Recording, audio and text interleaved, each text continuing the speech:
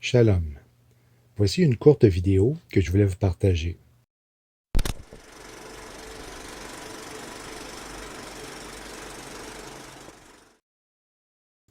Un avion de la NASA était aperçu lundi, le 22 juillet, selon le département du shérif du comté de Los Angeles.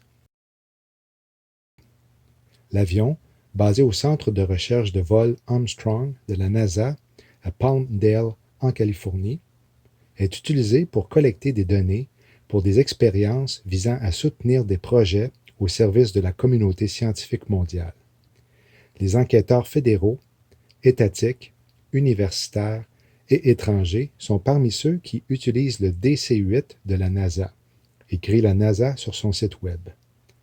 Le grand DC-8, peint en blanc avec une bande bleue et le logo de la NASA sur la queue, a été aperçu en train de survoler Altadena au plus fort de l'heure de pointe de l'après-midi dans la vallée de San Gabriel. Vous allez peut-être vous dire que c'est normal, mais ce qui est étrange est que la NASA n'a pas répondu à la demande d'information de l'agence de nouvelles Sputnik sur les raisons pour lesquelles le jetliner volait à si basse altitude lorsqu'il a été aperçu par la population locale. Selon FlightAware.com, l'avion a décollé de l'aéroport régional de Palmdale, situé au nord de Los Angeles, et a parcouru 359 km à travers le centre de la Californie et le Nevada avant d'atterrir à Boise, dans l'Idaho, vers 19h heure locale. Le gros avion de ligne à réaction quadrimoteur faisait des zigzags au-dessus de la fameuse faille de San Andreas. Jasmine Vale, une présentatrice du réseau de télévision CBC, affirme l'avoir vu. C'était plutôt effrayant.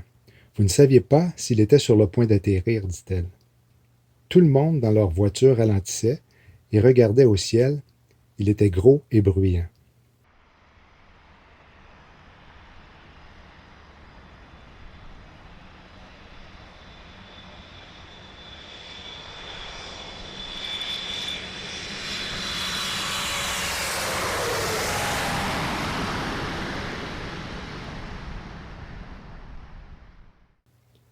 Avec tous les tremblements de terre que l'État de la Californie a subis depuis l'anniversaire du jour de leur indépendance, le 4 juillet, pas étonnant que la NASA ait été faire un petit tour dans le coin.